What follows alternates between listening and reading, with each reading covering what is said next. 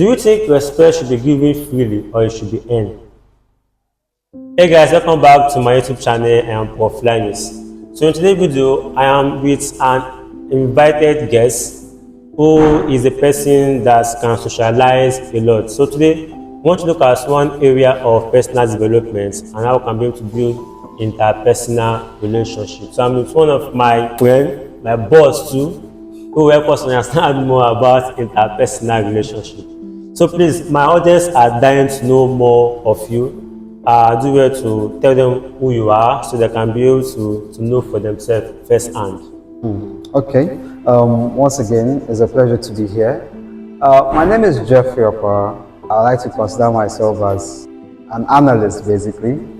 I generally like to talk about things that are tailored towards personal development, and I believe we need more of that in the society today. People who actually are positive leaders who will actually inspire a generation coming up. And I like to consider myself as someone who is very, very open to people generally. So I would say I'm a social person. I would like to use it as a social animal, definitely, sure. Thank you so much for that short introduction. Yeah, it's very social when it comes to that too. That is why I feel is the best person for this interview. Okay, so in your own words, so there are some questions here that I've tailored that's going to help us be able to develop ourselves when it comes to how we interact with other people. Definitely. So how do you define interpersonal relationship?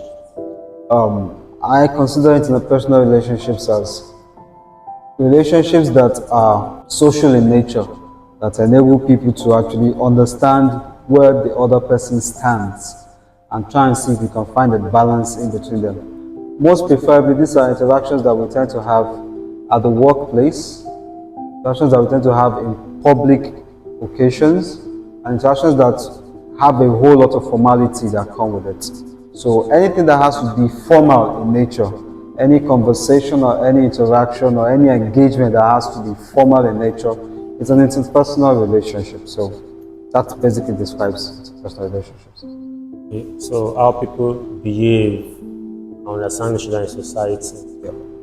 That's okay. So we want to focus our attention to them on respect and courtesy, because I feel also part of our interpersonal relationship. Yeah. So according to you, your own definition of defining this, what do you say is courtesy and respect, and why is it important in our society today? Courtesy is being polite. There's no other way to describe it. It's being polite, simple and short. While respect is putting a bit of dignity to a person. When you attach dignity to a person, that simply is respect. Now, today's society, I believe we are actually having a decline in those two contexts. Maybe due to the advent of the social age or technology, where we believe that as long as you actually are learned to an extent, or you actually are wealthy to an extent, or you have a social placement, you believe you consider yourself higher than any other person even around you. And I feel like it's a false assumption, it's a false reality. Respect has been a traditional thing right from time immemorial, and I think it still hasn't left. The only thing now is that it's just a bit more refined, but it still has to be there. So I think we need to bring back all those things back, bring that respect and bring courtesy back into society. I also want to ask a question on that. So when we talk about respect, if you look at our parents and that time generation, they tend to be more respectful than we of the generation. And what we have today, definitely. Yeah, so do you think respect is old-fashioned or is it still relevant today? It's not.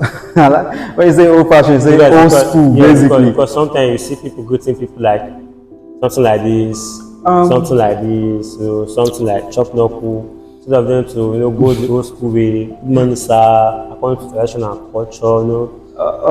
I think personally, I believe we're trying to have a situation whereby we're mixing both the Western setting and the traditional setting. I'm an African, definitely, and based on the African setting, you're actually being taught that you're to respect your elders. So definitely we have a way of greeting the elderly ones in the African culture. Now, the Western society has its own way of greeting the elderly. The only thing is that a lot of people today do not actually recognize that a handshake is a form of greeting. A handshake is a form of greeting. The wave of the hand is also a form of greeting as well too. I think where we're having an issue is we're having a problem in trying to utilize those adaptations to the modern day society. If you ask me, I would say respect is not old-fashioned. It's still very, very relevant to this very moment.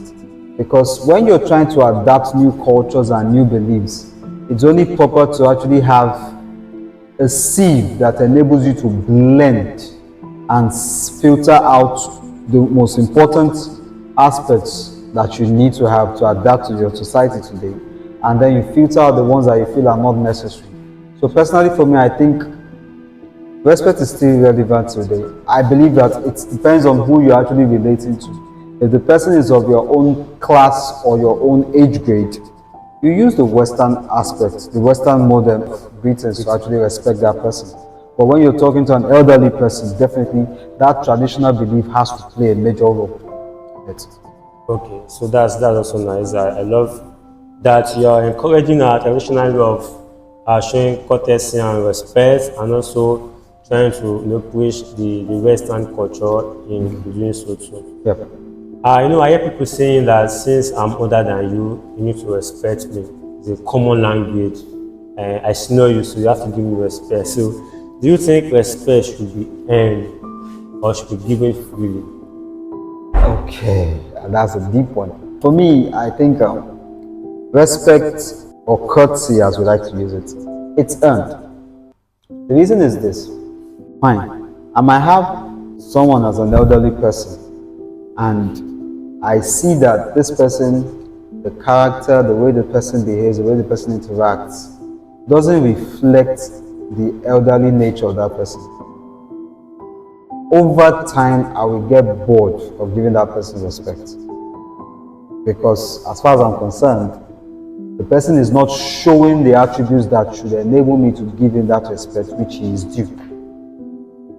So for me, I think the key word we always use is respect is reciprocal. If you do not respect me, it's going to be a major challenge for me to respect you. So I think in that aspect, I feel like even the elderly ones have to put a lot of effort in their dealings so that they can actually earn the respect of younger people. Because I look at you as a person, I'm seeing traits, I'm seeing attributes that do not reflect that you're an elderly person. It's going to be a challenge for me to respect you, especially when I look at the fact that I am doing or I behave way better than you are. How do you expect me to respect you then? Because you're not giving me the view that I should have that, okay, you are an elderly person, you should be treated with respect, you should view with respect.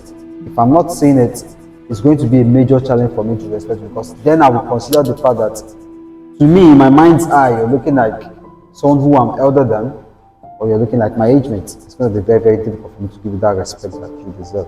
To enter into that, what about the aspect whereby that kind of scenario, your age mate too, they tend not to respect themselves? Keep on happening over and over again. So how do you set boundaries and not to show that you are being rude? Because to me personally, if I'm being respected, I tend to react in a way that you should that I'm angry and it should not do it again. It should not repeat itself again. Like, how do you react to something like that? So people who keep giving you that disrespect. I think over time I've learned the fact that sometimes being silent actually carries a whole lot of volumes. Like for me, I get that regularly, even at the place of work. I actually get that a whole lot. What I do is this: I just ignore. Sometimes I ignore, sometimes I choose to just remain quiet. But after the whole scenario has ended, I tend to have a private one-on-one discussion with that person, and I actually point out where the person erred. Because I believe one thing: you are not an island of knowledge. Yeah. We all pick up some form of knowledge one way or the other in our daily dealings. I can't know everything, neither can you. It's only right that if I happen to know and I've noticed that maybe you don't have this thing, it's right for me to actually have a discussion with you, a personal discussion with you, and actually point out these things that I feel you need to work on, you need to adjust, and you need to get. Because for me, it's this: you cannot make things become challenging to me and you expect me to give you my respect. No. For you to respect me means that you actually hold me in high esteem. Yeah. As a person, irrespective of my age. So when you hold a person in high esteem, you get the respect that you deserve.